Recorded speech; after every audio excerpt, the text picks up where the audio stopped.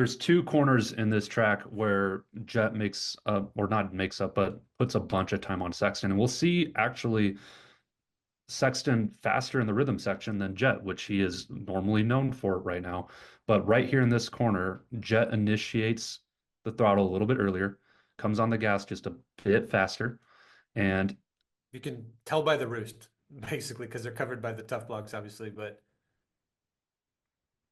yeah, loses oh, time right there. His roost comes up faster or earlier. mhm. Exactly. What 1/10? Yep. 1/10. And We were and just then getting out of the Sexton was turn. faster coming into the corner, so it's slightly more than a 10. Wow.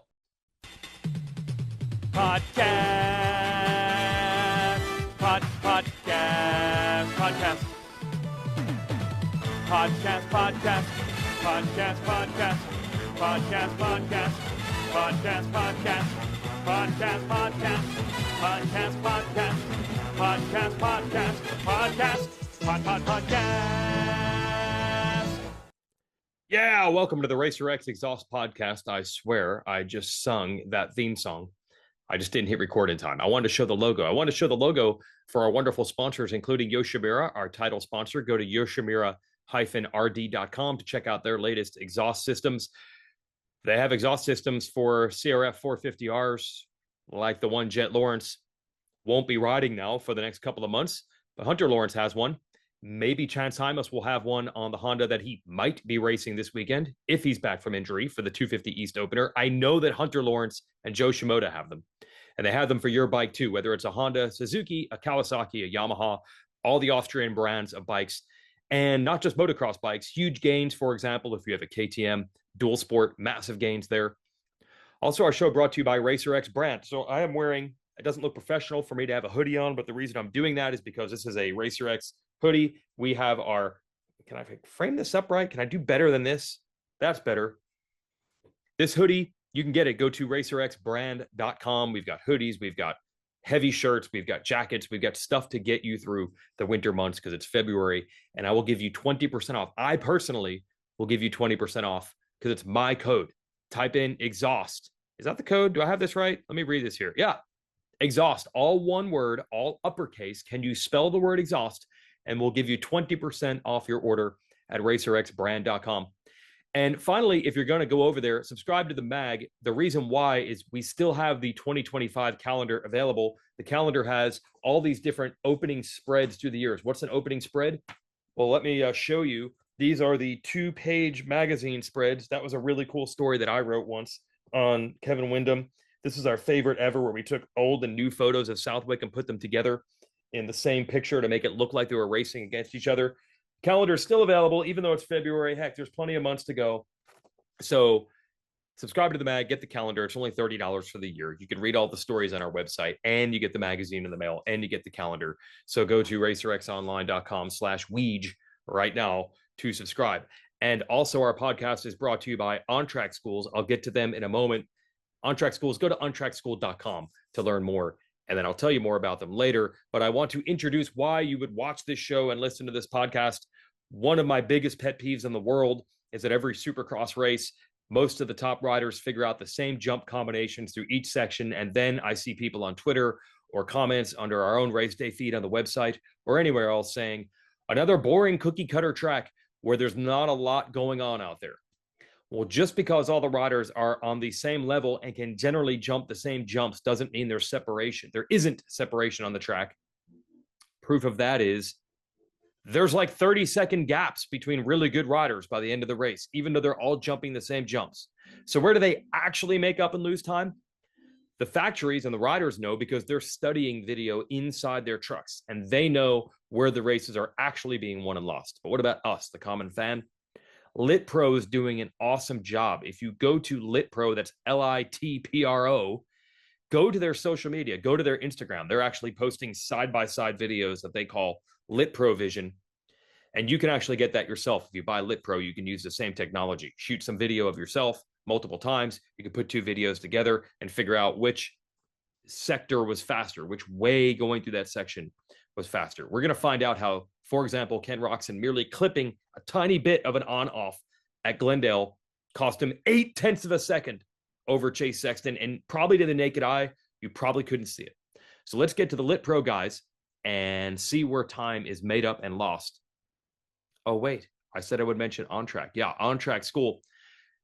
It's the accredited online private K through 12 school for students who want to pursue their education while also chasing their dreams. It's a flexible, personalized learning program. OnTrack School fits your schedule, whether you're training, traveling, competing, racing. There are no limits to what you can do when the classroom is where you make it. Their certified teachers and supportive staff help students excel academically and personally, boasting a 98% graduation rate. And think about that. That's for people who have other important things going on. 98% graduation rate. Take control of your education without missing a step. OnTrackSchool.com. Let's get to the pod. All right, I'm now joined by our guest from LitPro. This is something that I've been bothered by for a long time, and you guys are going to help me solve this problem. Fans are always saying after qualifying, everyone's jumping the same thing. There's not a lot on this track to help separate the riders out there. Well, if that were true, every rider would be on the same 2-3 second gap, but they'd all go across the finish line side by side at the finish of the race. So we're joined by Eric and Richard here from LitPro. Richard, I'll go to you first. Just talk about some of the cool tools you have. We can see it on Instagram. Eric, you're writing a pretty cool little story over there at We Went Fast. Talk about some of the discoveries and the tools you have to start figuring this stuff out. All right. So, hey, yeah. So LitPro is, you guys probably think of us mostly as a GPS timing, lap timing app. And what we've developed that's like really kind of opened up some of this stuff for us is this vision capability. So we use some computer vision, we use some models we created and so forth to add some timing to video. So if we can see it, we can time it. So what this really is a great complement to just like timing and scoring, which is what we're using for the statistic that we're going to share today about the riders and how they perform and so forth. That comes from a timing and scoring. So timing and scoring covers every moment of every lap, but kind of at a macro level. And so kind of what we're going to do is combine this like macro level view where we have every moment recorded, but only down to the sector or segment time, lap time. So kind of covering these big, 3 to 5 second, 5 to maybe 7 second areas of the track. Combine that with so we know from that what actually happened, how it was timed and everything like that. We're going to be able to combine that with what you can only, the kind of detail, the kind of technique and bike setup and everything that goes into what actually makes it possible for the riders to get that advantage. And maybe a good way to start this out is Eric prepared for this call, something that just tells you directly addressing your question, your proposition here is if everybody's doing the same line, how does it, the gap is could be 4.2 seconds from first to second at the end of the race. Yeah. It really comes down to 0.2 seconds a lap. So Eric, maybe talk through some of that you have prepared. Yeah. So with the new timing vendor this year, it's been really nice to have basically every feature of the track be its own section. And we've been able to identify which riders have strengths in certain areas. And so we've found that of all 28 riders that have made a main event in the 450s this year, that there are certain areas of the track where riders are performing really well, and there's other areas where there could be improvement. And then we can use vision as a complement to that to really see the difference. And it doesn't really happen until you look at it as slow motion. If you check out the videos we've been watching on Instagram, posting on Instagram, if you look at them at full speed, it looks like the guys are doing the same exact thing. And I can see where the question comes up that, hey, these two guys did the same thing. Why is rider A half a second slower than rider B? And then when you slow it down, you start to see all these little details pop up that you can't see on the broadcast.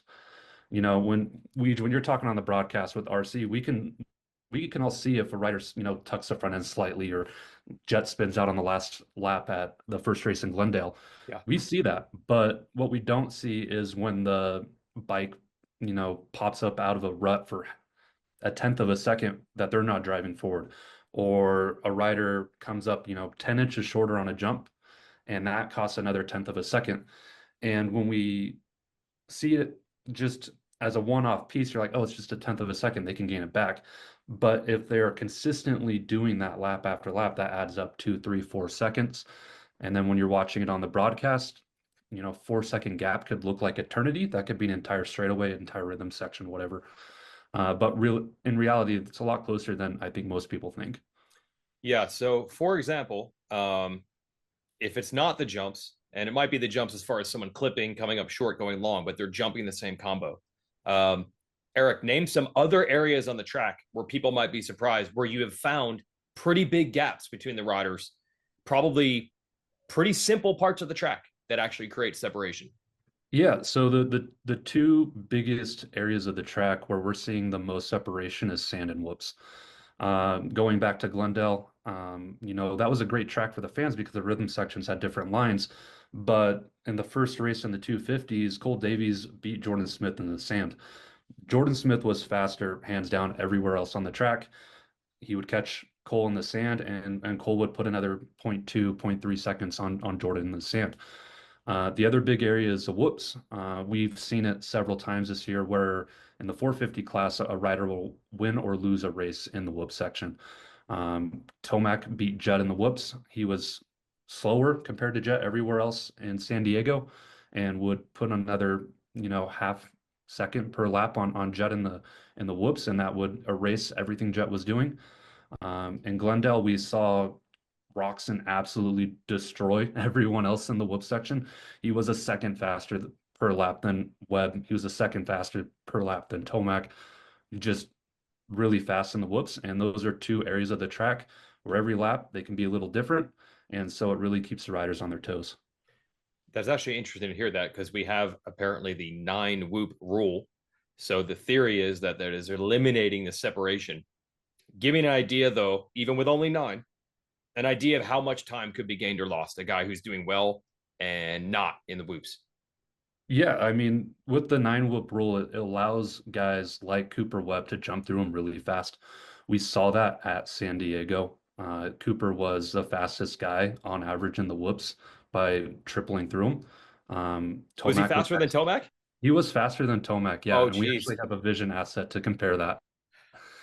He set the fastest time in the whoops that opening lap by jumping through them. But then Glendale was a really good example of whoop speed difference. We saw it with Roxon and Sexton.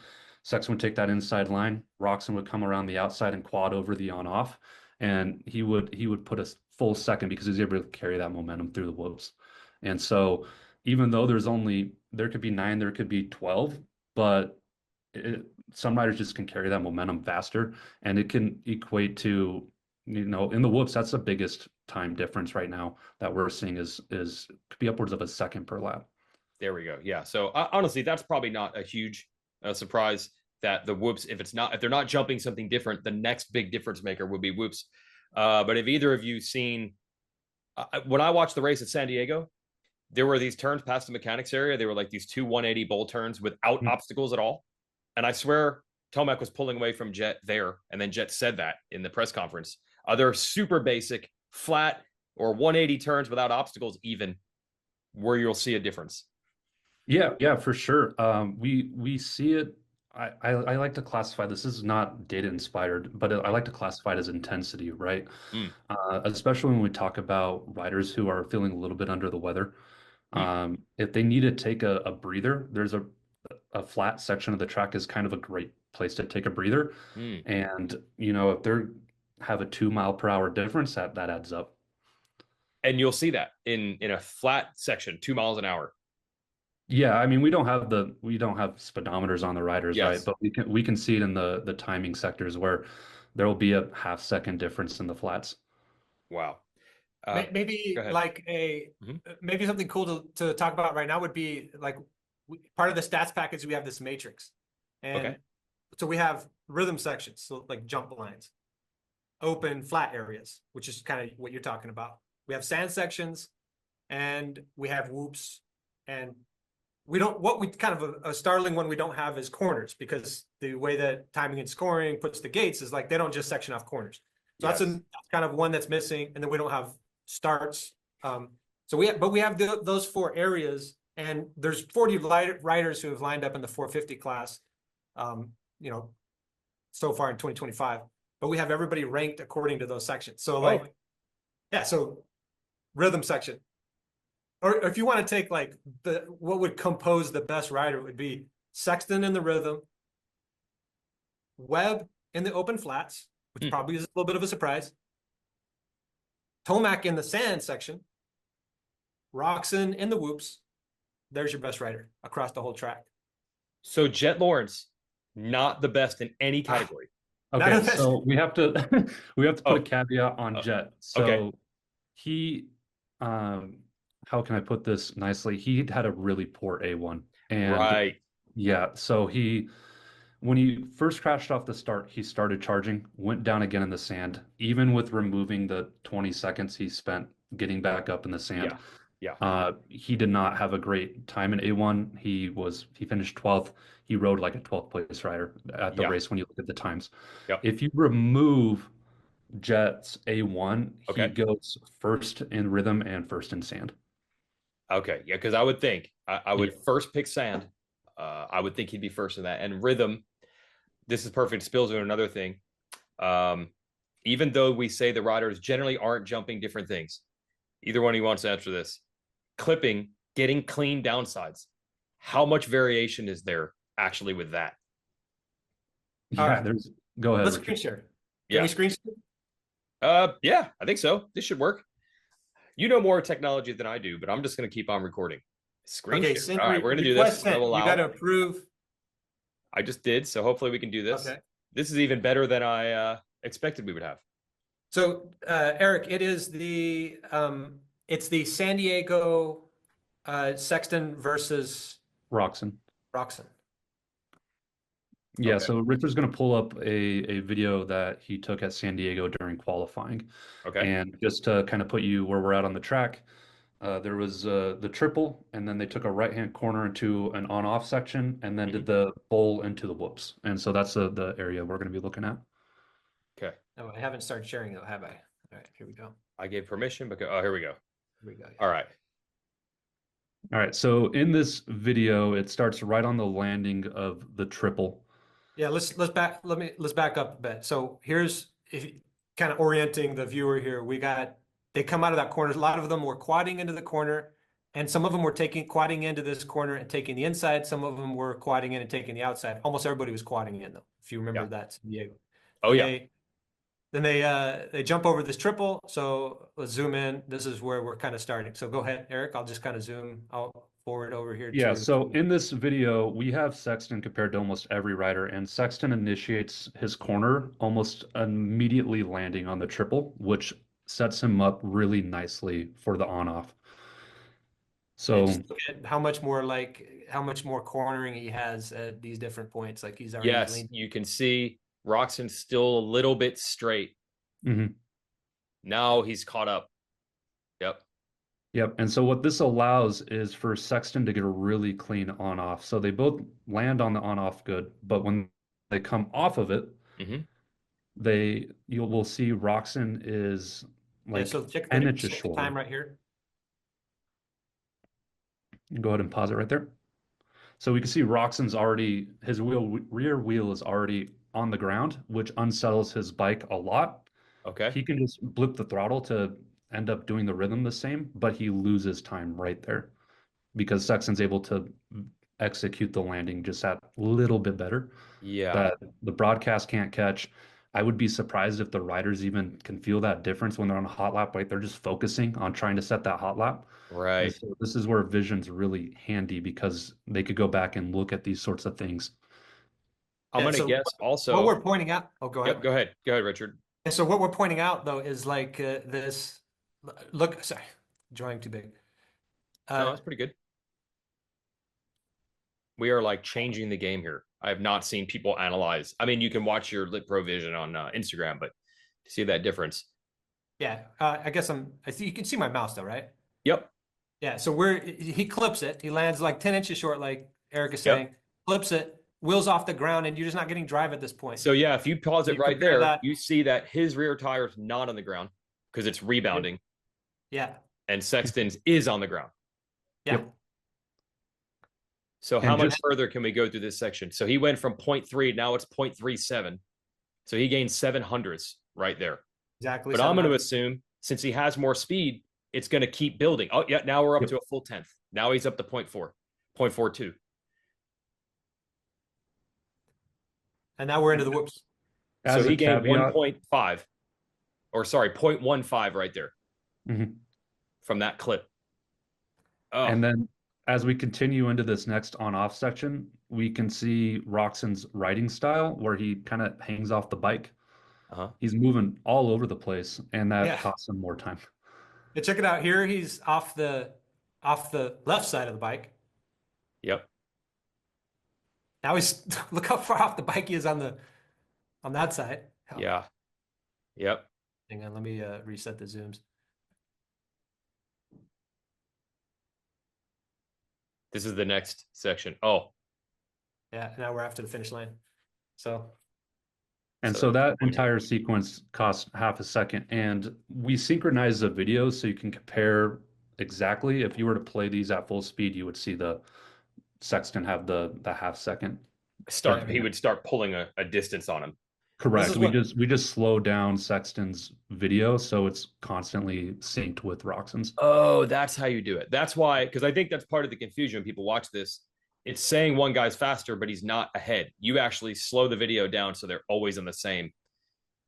That's that's intentionally. That's what we're doing is like we want you to focus on technique differences, bike setup differences, stuff like that. We're not trying to be dartfish where we're saying the guy's ahead. Now roll it from here. He's ahead by 0.72. Is he going to gain another 800ths right here?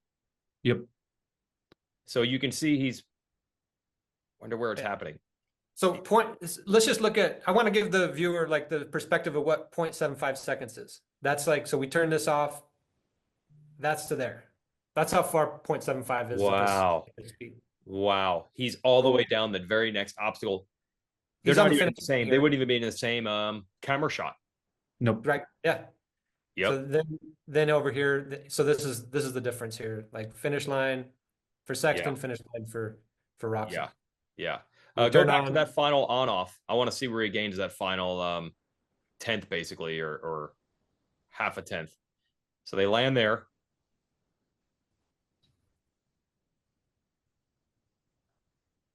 Just throughout the.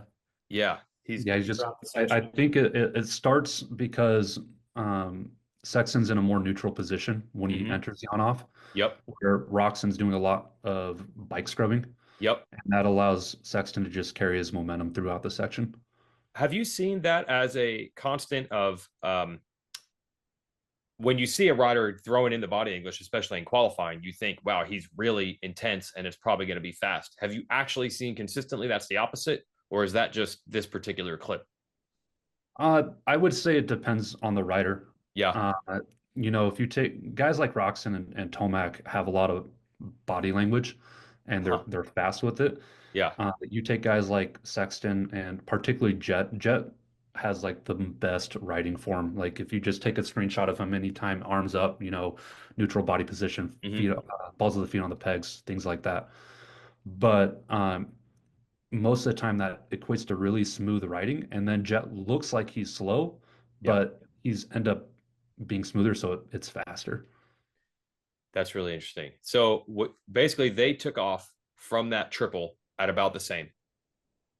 So we scrum back to the jump. It's equal right there. So between there and the finish, he made 0.8, and then we saw what that would look like. He would be over the finish line jump before Roxon even really got to the finish line jump. Yep. And they did the same stuff, basically. It's not like he jumped something that Roxon didn't jump. Oh, there you go. There's the difference in an early turn. Yeah. This is everything sets up, I think, from getting this corner right. And I think that's bike setup, honestly. I think it's like, yeah, I think there's a few things like we needed to see what happened just before the corner. I think Sexton was going to the outside and everybody else was trying to quad and go inside before, this whole thing sets up. That could be. Everything really begins from like, he does this corner so well and everything stems from that. But yeah, and I see what you mean on bike setup. It might simply be that he had a little more comfort to start turning a little earlier, more aggressively earlier, where Roxon felt, I can't quite go there yet. Yeah, and then that's all the difference. Yeah, and like you might think, well, this is just one lap, like, but that's why we have the other package of stats that we're showing here. Like we have a matrix of who did the fastest, who did the best in each section. Sexton ranks best in rhythms. Like, and it probably comes down to this, like downsiding precisely and doing that consistently, even when the track breaks down and all that stuff. And then we have this kind of more anecdotal thing where we have one lap where we know they were on a hot lap in qualifying, and we can see exactly, what composes or constitutes a great lap. So that I think is exciting. And I mean, we kind of have to give you and James Stewart credit, Jason. Like it was back in the like 23, the opening round of nationals at Paula. Yep. And like you guys, I got to, maybe James was making some incredible calls about what he was seeing on the bike setup and comparing two riders. And we were like, I don't see it. I want to see it. How can we put these two riders side by side and see exactly what James just saw, like as the camera was flying by and these riders are going 30 miles an hour, whatever. And yeah, it's incredible what you guys pick out during a race. We're always like blown away. And that's what we want to be able to do. We want to see how you see this stuff. And then, it's turned into something pretty cool, I think. Yeah, that's definitely way more Stu than me. But yeah, the stuff he's able to see. The most mind-blowing one time he said at Thunder Valley 2 years ago that I think privateers are going to have a better bike for this track than factory riders. And he's like, you watch for Master Pool. And I'm like, what? And then it worked because he said on that track, the suspension on the factory bikes is too stiff. That's what the riders are used to. They can't change it drastically. And it actually worked out better. Yes. And he kind of was proven right. Another thing he pointed out, and maybe you see this, at Pala last year, he said that Sexton couldn't drive out of the corners because his rebound was too slow. I think most fans think like the bike is out of control like a pogo stick, slow it down. But what I didn't realize is when Show Roxon again clipping the end of this on-off,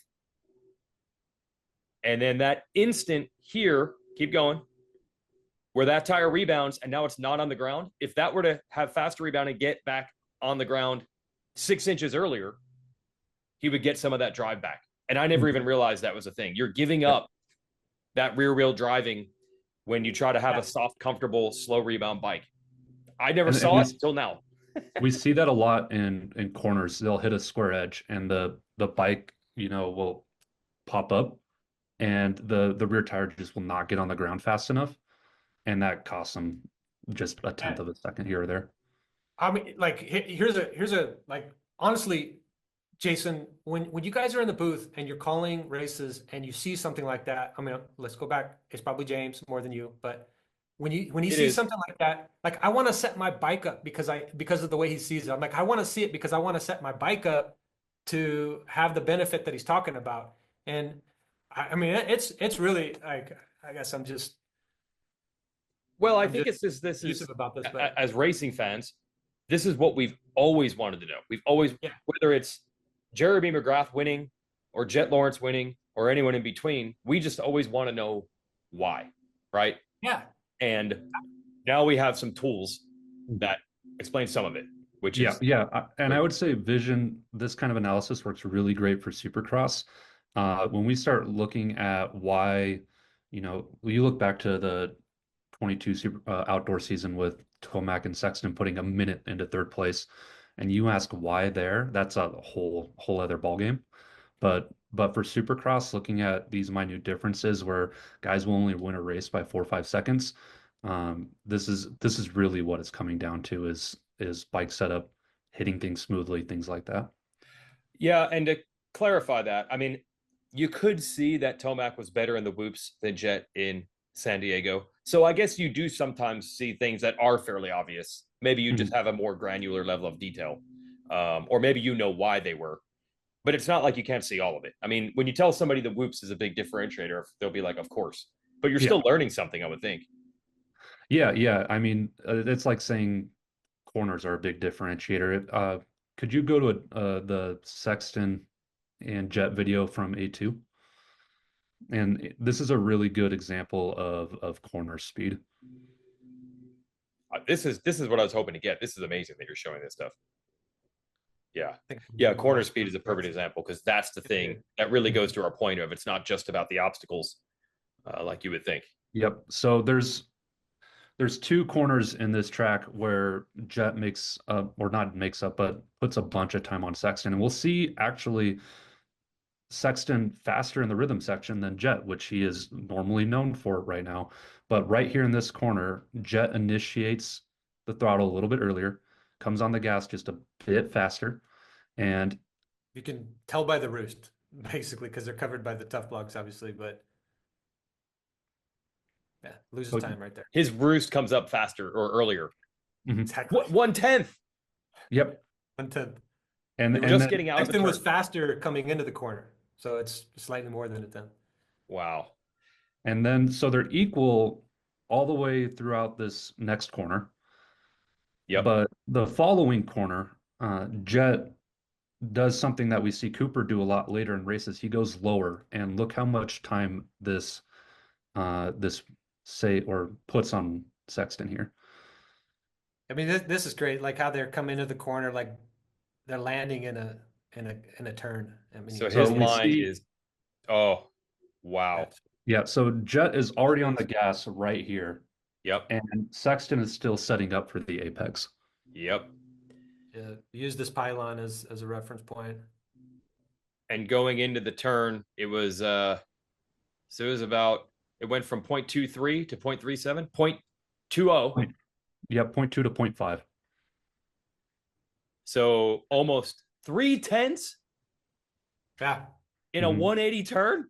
Yep, and that's what you guys were talking about a lot last week with Cooper Webb on the broadcast. Was Cooper will start ducking down lower and lower in corners, and then he'll come out of nowhere at the end of the race. But we can see right there that, if Webb executes like that lower in the corners, that's 0.3 of a second everywhere on the track that there's a bull corner. And what I'm also seeing, this clip also had 3 straightaways, and Sexton does gain back a little bit each time they go over a jump or a rhythm, right? Because now he's got it back down to 0.38 when it was 0.5. Yep. Yeah. Even when you remove A1 from Jet's things, Sexton wins in rhythms. Is that right? Wow. No, Jet's still faster in rhythms without A1. But it's fun to see this example here where Sexton is better in the straights, rhythms, whatever you want to call it. Jet is so much better in the corners. Overall advantage to Jet. But there are 2 riders doing something that looks very similar, and there's a massive difference in time. Gosh. And I'm sure there's so many variables to this. We talk about bike setup. Well, a bike that's better at turning isn't as good at going straight, vice versa. That's part of it. I also wonder now, the mind boggles with the possibilities. Jet is so patient. I almost wonder if he's better at, look, I'm going to back it up, as Stu says, I'm going to slow down a little earlier. Maybe that means on that straight, going into that corner, he loses a little bit of time. But the time he's going to gain by having controlled speed entering the turn will more than make up for what he gives up. The old vision was you drive it into that corner and as hard as you can, and you brake as late as you can, and you get on the gas as early as you can. The play these days is to back everything up. Less brake, less gas, a little more roll speed in the middle. I wonder if that's what we just saw there to a degree. Yeah, I think so. And I think that's coming directly from the auto racing. Oh, right. Because if you get on the brakes too late there, you're going to be in the wall, right? So a lot of those guys are braking or letting up earlier than you think. And I think that's translating over into our sport where we're seeing the way they attack corners is playing into our sport. Yeah, I recall Jet actually saying after San Diego that that's what he noticed Tomac was doing well. He called it race carring the corners. I think he was referring to the spot, that whole mechanics area spot. And I think it was also the turn after the quad. He called it race carring. So maybe that's what it is. Yep. One consistent speed instead of driving in deep and really getting hard on the brakes at the last possible moment. Yeah, I think it comes down to, instead of, like you said, getting on the brakes very late, getting on the gas as soon as possible, it's just maintaining the highest average speed from entry to exit. Yep. And that's what the riders refer to as roll speed. If people have heard that, they're wondering what that is. It's that moment where you're not doing either. But hey, it's like back in the day, you were told never coast. no coasting. It's either full gas, full brake. Anytime you're not doing either is bad. Mhm. And now they figured out, not necessarily. I think, believe it or not, riders tend to give Dunge a lot of credit for kind of starting that. And then I think Roxon took it to a whole nother level. And now Jet has taken it to a level beyond that. I wonder how much this stuff that, I don't know if you've communicated with these guys. I wonder how much of these things they already know or have seen or are aware of. Maybe they haven't seen it on LitPro Vision, but surely they have worked on their craft enough, I would think, to know some of this stuff, right? Let's Yeah, let's take a moment to like say that none of this. We have like teams are using LitPro, the GPS tracking device in the. Okay, you do. Okay, yes. But we got to say right here, none of that is being used. We're like for privacy and respect for the riders and the team privacy and everything like that. We're not, none of the metrics or the stats we're showing, the metrics inside of Vision, none of that comes from the GPS trackers on the bikes. Oh, okay, yeah. So that's key. Some of them do have a LitPro device. Yes. But everything we're seeing here and on your social media is just based on video and timing and scoring, not their device. Exactly. And that's important because like when you talk about our relationship with the riders and what we talk to them about, like it's very private. We do not share any of that information. We're not publicizing any of their stuff for our benefit or anything like that. So safe to say though, if you use a LitPro device, there's even more you can learn than the way you're doing it here. Yeah. Yeah. I mean, it's still like a macro level. Like we can tell you what line you took, how much you were on the throttle, all that stuff coming into a corner, coming out of a corner, all that stuff. But we don't, Vision is a complement to that in the sense that, if you can see it, there's just a lot of stuff that happens that you need to actually see with your eyes. Like what is so you will sometimes then take their actual LitPro data and Vision together to marry the two things for their benefit? We're not doing that. I mean, we're trying to make it like a job that, any like our average user can do. And it's just when you want to combine our instructions, if we were to do that, would be something like, hey, well, turn your LitPro on and go for a lap, and then synchronize it with your video and all that stuff. And it's just a few extra steps. So we're just that's up to them. Where is it these days? I remember it was on the helmet. Where is that still where it is, or where does it live? It's like we have it in the tucked in. You could have it tucked into the bar pad. That's funny. I'm glad you said this because I think some people think, oh, is LitPro around anymore? Because we used to just see it, obviously, on the helmet. It's still around. We just don't see it. Yeah. I mean, here, I'm glad you're asking. I'm going to show you where it. Well, hold on. Before you get rid of that screen, just so people can see what we're saying, here's how they rank. So Sexton, and this does include Anaheim 1 where Jet was slow. So we'll keep that in mind. Yep. He's faster than the rhythm. Second best in sand and open flats, and not the worst, but fifth best in the whoops. Wow, how about that? Yeah. I mean, the point I was going to make as you guys were talking about that is, it's not that like one rider at this elite level is just so much better in rhythm sections that's all they need to do. It's they need to do that and then not mess up in the other section. Yeah, and it's all a compromise, right? There might be things that Sexton's bike or he does that help in one but hurt in the other. Mm-hmm. You can't be perfect, right? It's always a give and take. Yeah. I imagine the bike setup he has to be so good in the rhythm lanes might be costing him in the whoops. Right, exactly. Yep, and or the turns go the other direction or something like that. Mm-hmm.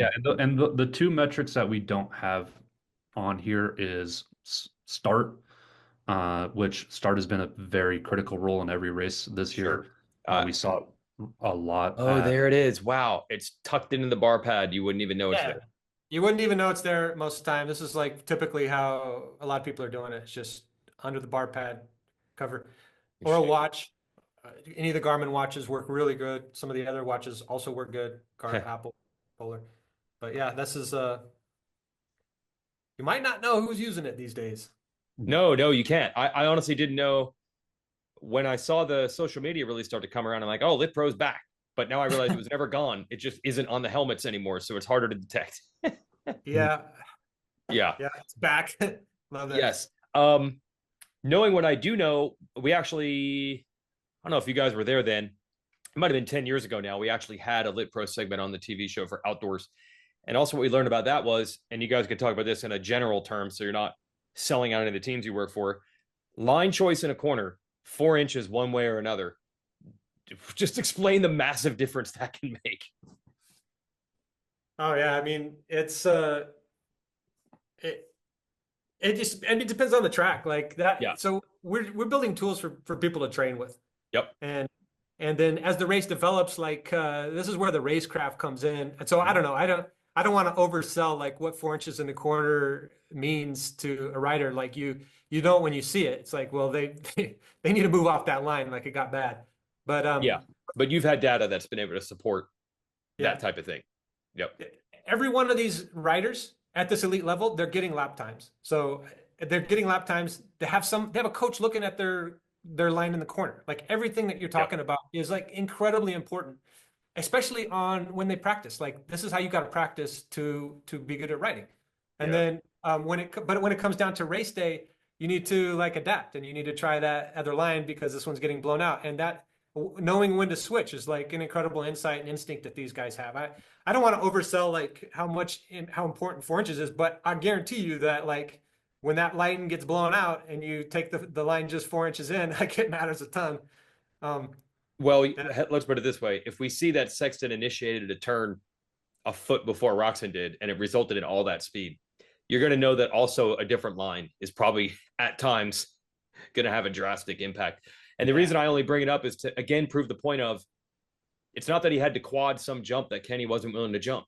You know, it's could be as simple as line choice making a huge difference. I'm sure you've seen it. Yep. Yeah, yeah. And a little while ago, I think you asked that do they know these things, things like that. And I think we never really answered that question, but Okay. I imagine that a lot of these guys do know some of these differences, right? And they might practice it, on their riding days throughout the week, but Mhm. then when it gets to race day, it's hard to put everything together, especially if you're doing it 20 minutes for Supercross, 30 minutes for outdoors. Sure. That it's really hard to do it overall. And one of the things that we do with LitPro is try to do consistency scoring. And so you can take your lap time and over the course of your entire moto, it'll give you a consistency score. And what we'll see is some of these guys will have vastly different consistency scores, like hundreds of best. To give a reference, on a 2 minute outdoor track, about 2 seconds is a 50 for a score. Mhm. Um, but we'll see guys have like an 80 in consistency, and another rider will be 96. For Mhm. example, Tomac, when he was coming back through the pack at A1, was like a 98, just putting together rock solid laps like he was the only guy on the track, and that's how he can come back from dead last to fifth. And when you say 98%, that means that every lap was in about 2% of the same. Yeah, yeah, it was Yes. there was like a 3/10 of a second difference in his lap times through Right. all 20 But then minutes. you'll also see examples where it's much more up and down, up and down. Correct. Yeah. Yeah. And so, that gets impacted by a lot of different factors. Hot laps can really throw off consistency scoring, but Yes. if a dude's 10, 15 seconds in the lead, they're going to let up in the last 3, 4 Sure. laps. They don't need to push it anymore. Yeah. That can hurt consistency. But when you look at these guys that are driving, we've found riders that can put together lap after lap a lot better than others. Mm. Immediately, riders that come to mind, Hunter Lawrence is what, like, all outdoor season was incredible uh, on consistency. Mm. Where you saw a guy like Chase that could put into these heaters that were a second, 2 seconds faster than Hunter, but he couldn't do it all 30 minutes. But that gave Right. him the lead a lot of the time early on. Interesting. Wow. Then yeah, other guys like Tomac are really consistent. And then other guys are all over the place. Mm. Yeah, here's an interesting one. Like I know Eric has the stat handy, but like when a rider gets a good consistency score and they had to come from the back of the pack, they were like taking a million different lines on the track. Yeah, that's And shocking to hear that Tomac passed 14 guys and his laps weren't varying. That's crazy. yeah, well, here's the crazy stat is Eric, what is Tomac's net number of passes so far this season? Oh, Yeah, he's gained like 39 spots this season. 39 spots in the season is that's a crazy that is amount. nuts. Yeah, Yeah, he's he almost knows passed that all too two well. entire main events worth Yeah, of riders in what, 4 races? Well, that's right. six. So what are we looking at here, Richard? Oh, I was like, we were talking about the quad and I brought it up, but we've moved on from that. This Oh, I don't is, care. Every one of these is interesting. yeah, like, so here's Is that the during Glendale Woots? qualifying. Mhm. Mhm. Yeah, so during qualifying, Roxon was the only one who, as far as I know, like I think he was the only one who did the quad out of this section. And I guess my point was going to be, so here's starting the quad. Let me zoom out so you Oh, can this kind is of doing see. the that Yeah. giant jump. Yeah, that 82 foot quad. So here's Jet, like he's going to land and then double or single Yeah. out of that, and then yeah, you got Roxon just. Oh, This is so here's the timing gate somewhere around here probably, but you and there's said, yeah, you Roxon. told me before we recorded the timing gate couldn't pick it up. He was too Mhm. high in the air. Yeah, Roxon didn't get his time captured here, so it's really hard to answer if that quad was faster because we don't have timing data on it, unfortunately. Yeah. But we do have the the vision timing. So, but let's look at this right here. So Roxon is about to pull off that quad into that corner, and he's slower by 0.35. Oh, And okay. so here we come into there, and he's just loses time overall to Jet. Like according to this data, you would say he wasn't faster. Now, before it was faster, you could see it on TV. You could just see. So I think there's two things that like come into play that you don't see just in this video. Is one is look at like Jet is way outside in the corner. Like he's coming in so fast, like from that landing, he's just blowing past the corner, like two-wheel slide, Yes. Yep. two-wheel slide. He's not like and Jet and Roxon is just he's getting in that corner. He's already got his bike pointed. He's already got the traction, everything like that, and he's just going to come back out. We don't have the video past this point, but I Yeah. think you have to look past that to see all the advantage that came from it. The other one is that when you had two riders that you often saw on TV and they were coming into this corner and someone was landing this quad into the corner, they came in with so much speed, like they just take the inside position, force the guy outside, the other guy has to let up, and it just makes it look like a dramatic difference. But if you were to only look at this data, which I'm sure the teams were, and they were like, well, I'm not sure the quad is faster, should I do it? Sexton never did it all night, as far as I could see on TV. Yeah. Yeah, I mean, it's like you can easily get the wrong idea by looking at all this stuff. So you Right. kind of I have see to what you mean. put So it all it might together. be slower, but if it allows you to just get next to the guy, who cares how much slower you are in the turn? You're already next to him. You control him. You're on the inside. He might have a better angle going into the turn. It doesn't matter. You can just stand him Exactly. up Yeah. in that corner, and there's nothing he can do about Yeah. it. You don't happen to have Jet's hot lap from the final practice in that left-hand turn, do you? It was one of the most beautifully executed turns I've ever seen in my life.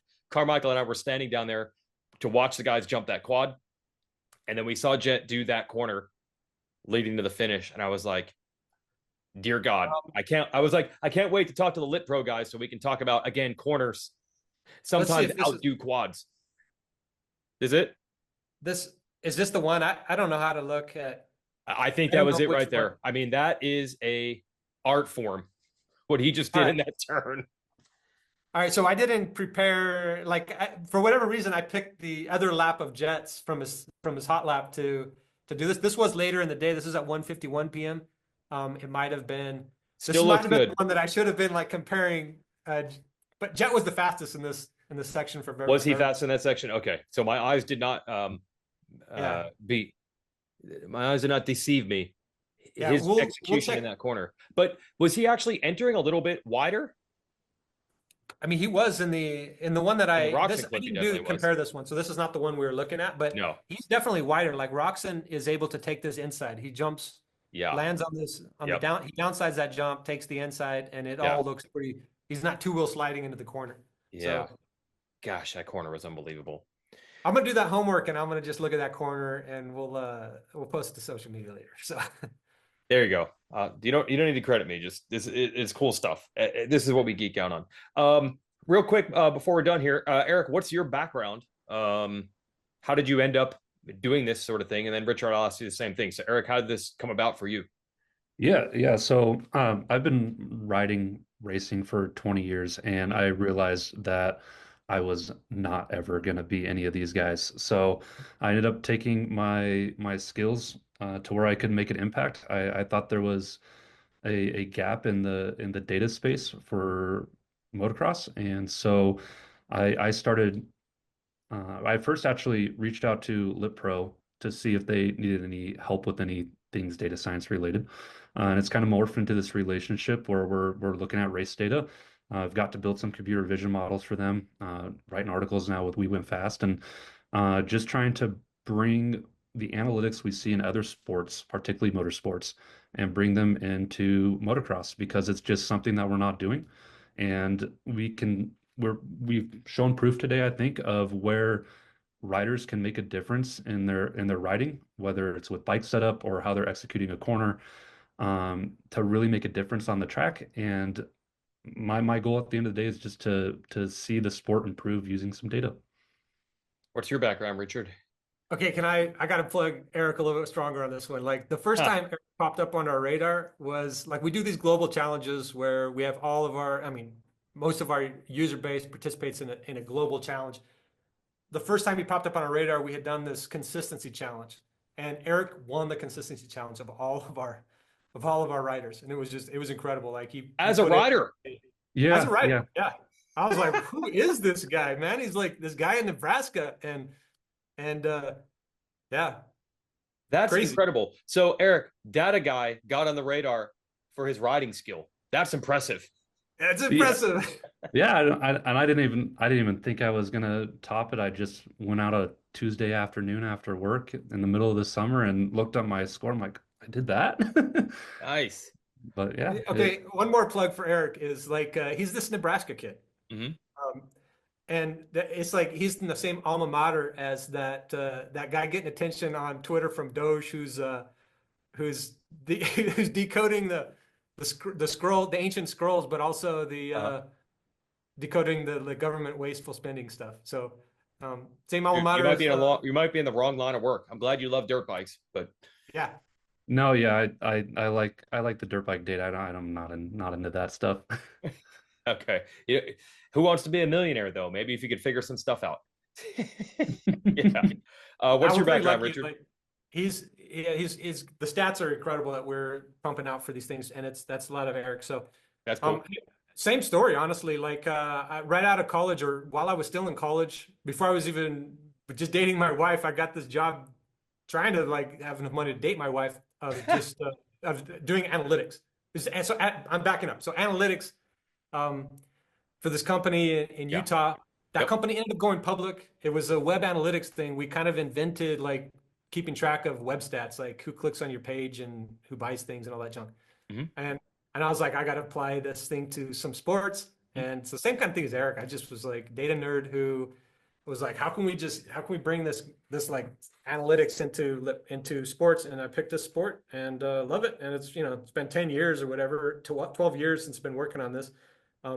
We grow based on subscribers, and yeah, I mean, it's a tiny sport. So there's not, millions of people who want to get lap times, even though everybody absolutely should. So, well, go to LitPro there on social, or what was the website there where they can buy the device? LitProLive.com. LitProLive.com. Yeah. And I just want to qualify this for people. The video is something you guys are recording at the track. So the end user, what would they see? They see something on a laptop screen or something? No, it's just the same. It's the app here. It's the app. Yeah, but how does the video component work? You take a video with your normal iPhone. Just take it, put it in landscape is the best. You can do it in either one, but take it in landscape. Record your rider. You have somebody record you going through the same section twice, or gotcha. You like somebody who's doing it slightly better. I wouldn't go too far ahead of your own skill level. Yeah. And then just put the videos in there, and this AI model that we've developed and everything like that will help you track the rider, and then it does all that timing and stuff. So simple as that. So you just got to have someone video you, which these days, who's going to the track without a buddy that has a phone? Everybody. Yeah. It's not hard to get video of yourself and then compare 2 laps of your own or 2 laps of somebody else, and it'll do all the things we just saw on here. Exactly. And the videos that we put up on Instagram, they just play by too quick and you can't really see the details. Like the stepping through frame by frame. Yeah. It's like, it has this incredible, like if anybody who's seen themselves on GoPro or whatever, like, crap, I look slow. That's like an overwhelming thing. Put yourself in this thing. You don't actually look slow. You just see what's different. because you can't tell speed. It's like you're going as fast as the next guy because you're side by side. Put You yourself know, in there and then just look at what's actually different in your riding, and it's really fun. Like this is the drive home with my son from the track every time. It's like huh. we're just like we got the vision assets, let's put them in there, and I'm not getting beat right now, and it drives me nuts. I can't figure out how to not be beat by my 16-year-old son, but it's different. Oh, well, yeah, LitPro can only do so much, Richard. um, last thing for you guys.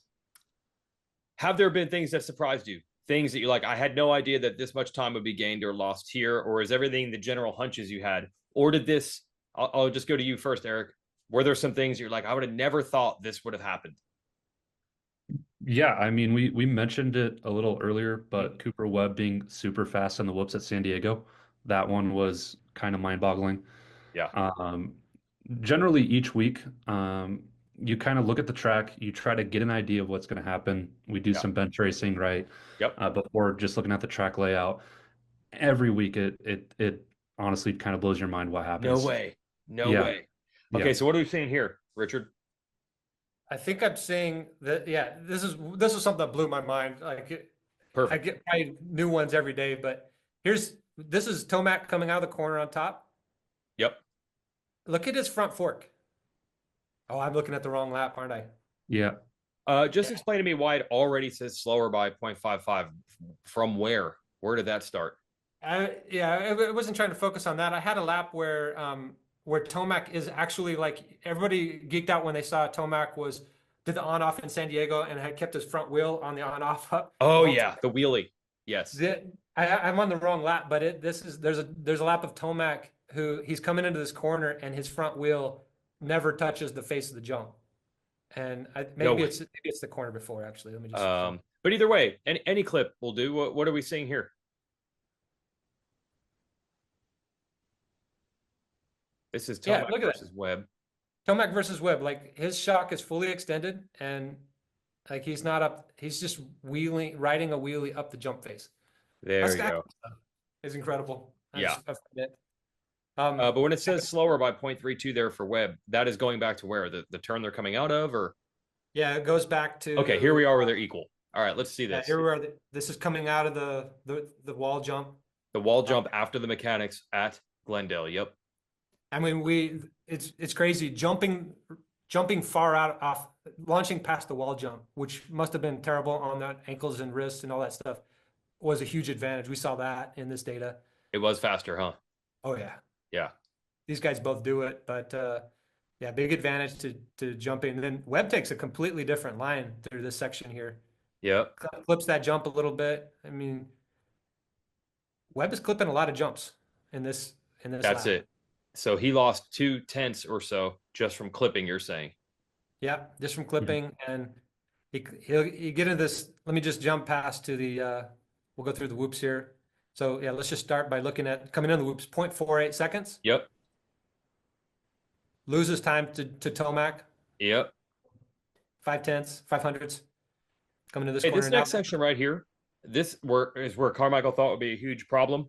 This next jump they're about to hit, it's a very flat landing, and then they got to go over and backside this table to see if they both take that line or if they go on off. Tomac gets over. Oh, so Webb went on off.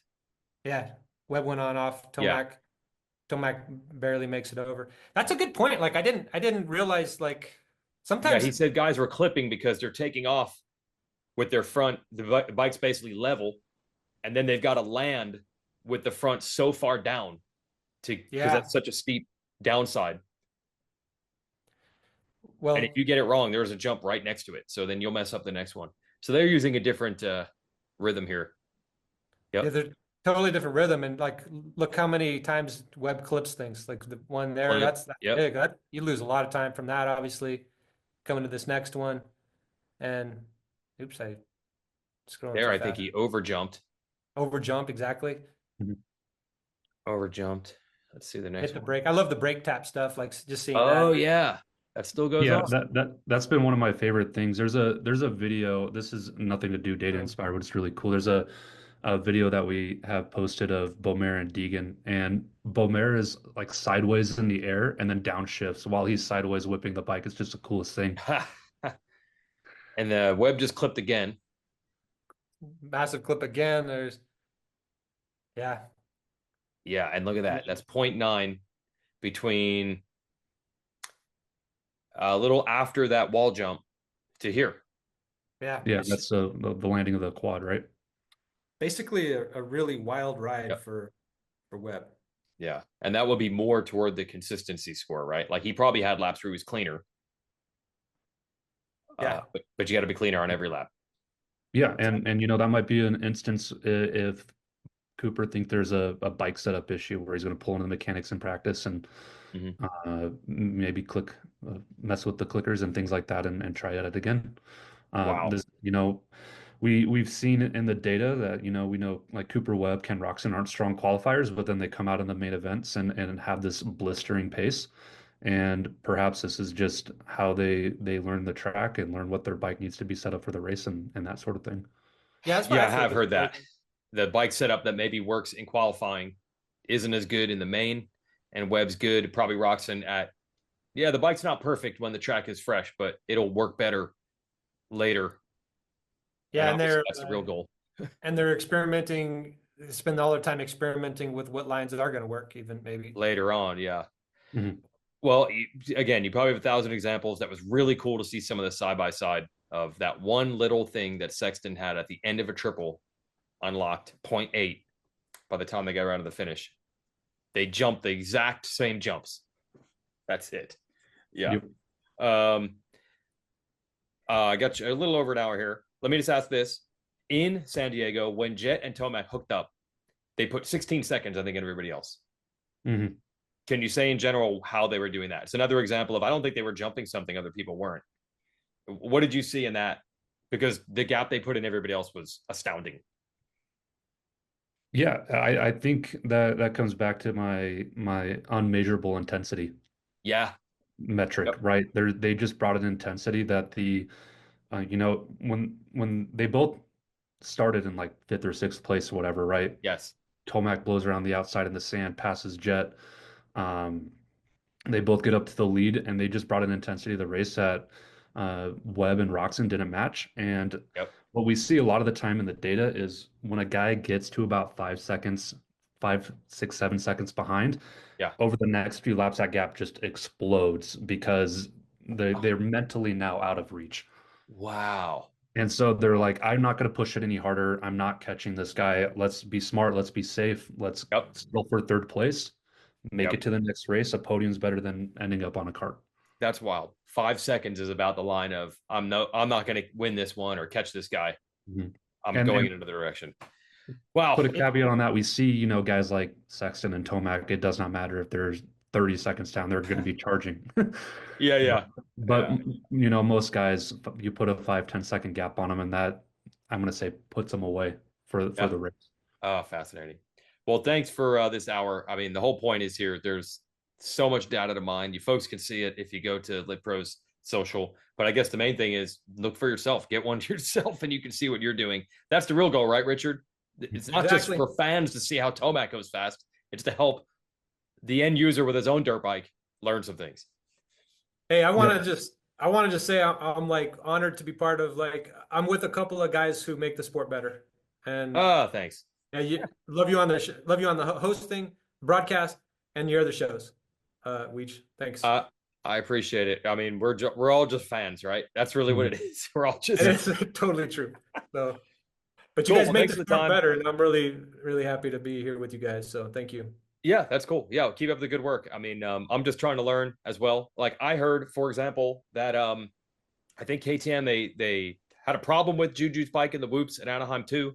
Your data went in and supported. You take the whoops out of Anaheim too, and he's actually faster than Deegan. Deegan rolled away from him pretty easily in the race, heat race, and caught him easily in the heat. No problem beating him in the main. And I'm always wondering if there's more to the story. And then if you look in the data, you're like, actually, Beaumer might be as fast as him, except in the whoops in that particular race. And that's why the next week, I don't know, maybe Juju was the fastest guy at Glendale. We'll never know because he went down. But the point is, we can't just leave Anaheim saying we now know officially Juju can't go as fast as Deegan. It's just one section, 1 week, and the next week that might be different. Yeah, these guys are adapting. The teams are adapting. Like, incredible credit to these teams that can adapt. And honestly, like, that mindset that these guys have, like the confidence you have to want to be up at the front, like, it's all mystery to me. I'm just a data guy. The whoops were a problem for Juju at Anaheim, right, Eric? Yep. And then there's a totally different type of whoops at Glendale, not a problem.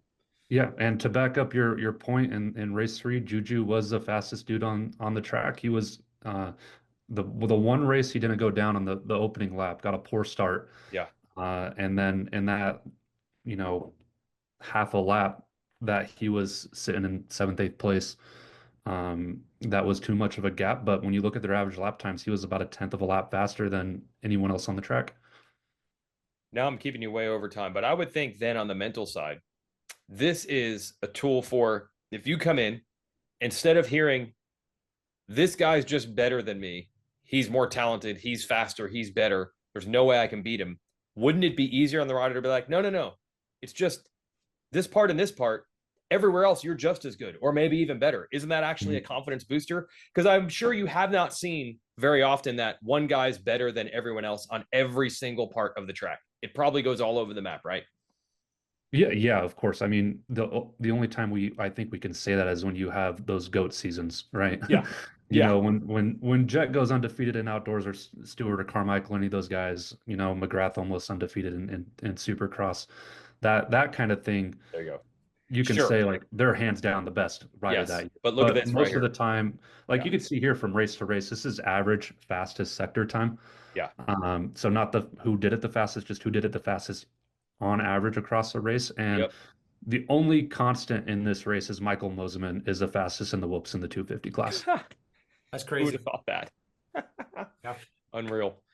All right, this is awesome. There's so much data to dig through. Go to litprolive.com, everybody. Thanks for the time, boys. We're a little bit smarter. A little bit smarter now. A little bit smarter.